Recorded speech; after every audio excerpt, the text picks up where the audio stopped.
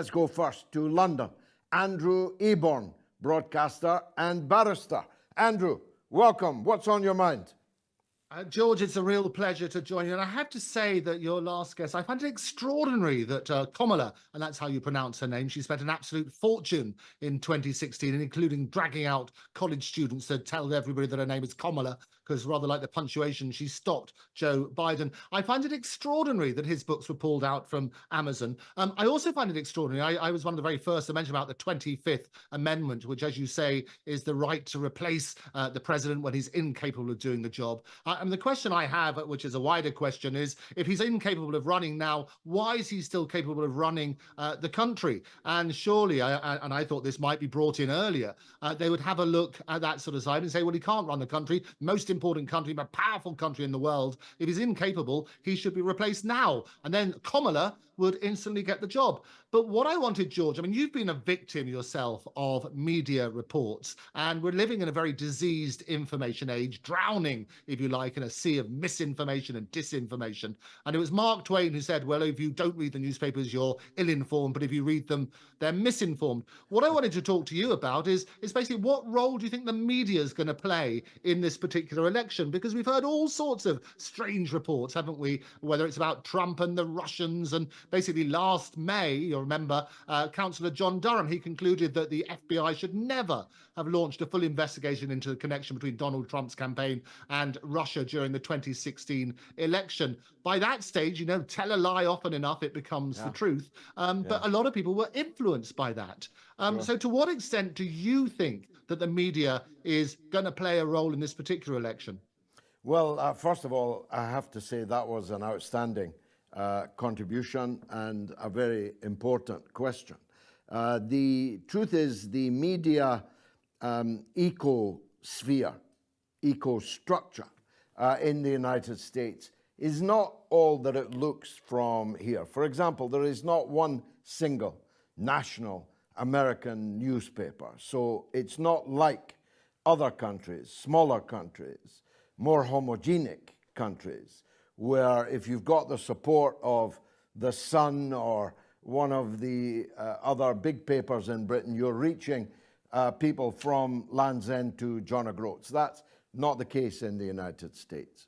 And the viewing figures of the so-called mainstream media television channels is infinitesimal. I have a far bigger audience here and for the mother of all talk shows than any of the quite famous Rachel Maddow and so on these big channels in the United States. The audience for these channels and these programs, these political sofa programs and the rest, is very, very small. It's very influential. Everybody who is important in American politics watches these channels and is influenced by them and in turn influences them. But the mass of the voters are not much influenced at all by these mainstream media channels. Fox News was the success that it was. It's down a bit now since Tucker Carlson and others were sacked.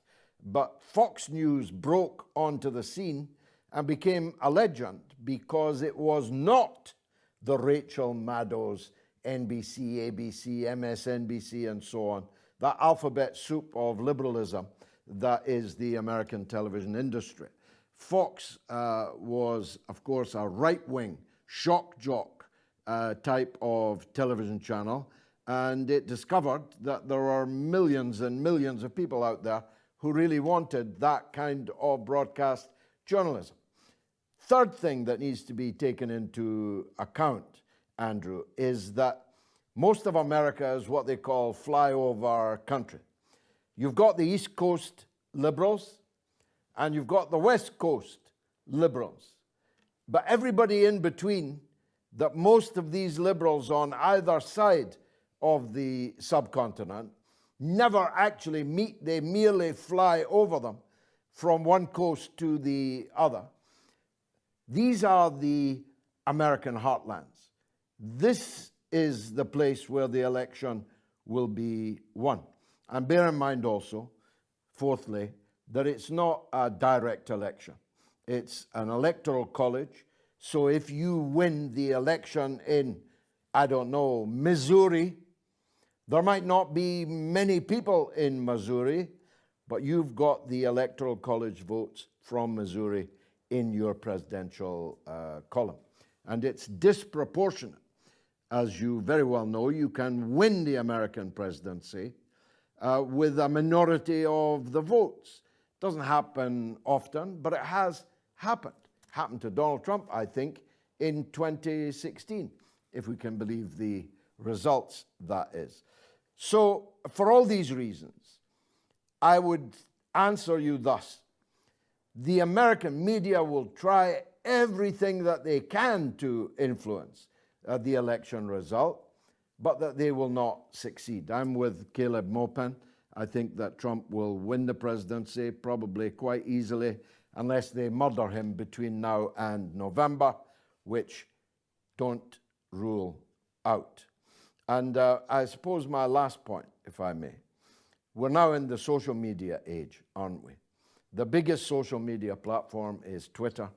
The owner is Elon Musk, and Elon Musk has given scores of millions of dollars to Donald Trump's re-election campaign.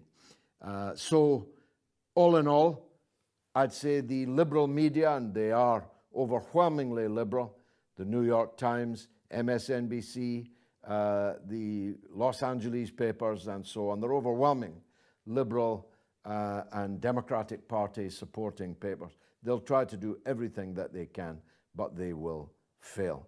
Thanks, Andrew. I'm George Galloway. This is Have It Out with Galloway.